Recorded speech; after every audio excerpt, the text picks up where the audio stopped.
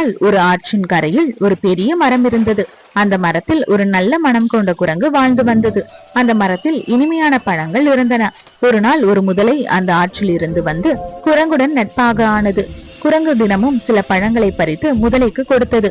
அவை இருவரும் நல்ல நண்பர்களாகிவிட்டனர். ஒரு நாள் முதலை வீட்டிற்கு சென்று தன் மனைவியிடம் குரங்கின் கதையை சொன்னது. அதை கேட்ட முதலையின் மனைவி பேராசையுடன், அந்த குரங்கின் இதயம் இனிப்பாக இருக்கும், அதை எனக்கு கொண்டு வா என்று கூறியது. முதலில் முதலை குழம்பினாலும் மனைவியின் வார்த்தையால் மறுநாள் குரங்கிடம் சென்று, நான் உன்னை என் வீட்டிற்கு அழைக்க விரும்புகிறேன், என் மனைவியும் உன்னை சந்திக்க விரும்புகிறாள் என்றது. குரங்கு மகிழ்ச்சியுடன் சம்மதித்தது. ஆனால் நீரின் நடுவில் சென்ற போது முதலை உண்மையை சொன்னது.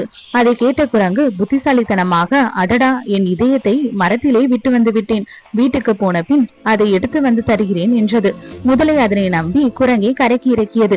உடனே குரங்கு மரத்தின் மேலே ஏறி சிரித்தபடி, நீ நம்பிக்கை இல்லாத நண்பன், என் இதயம் என் உடலுக்குள்ளேதான் இருக்கிறது என்றது. முதலை தன் தவறை உணர்ந்தாலும் ஆனால் அதை தாமதமாக உணர்ந்து விட்டது.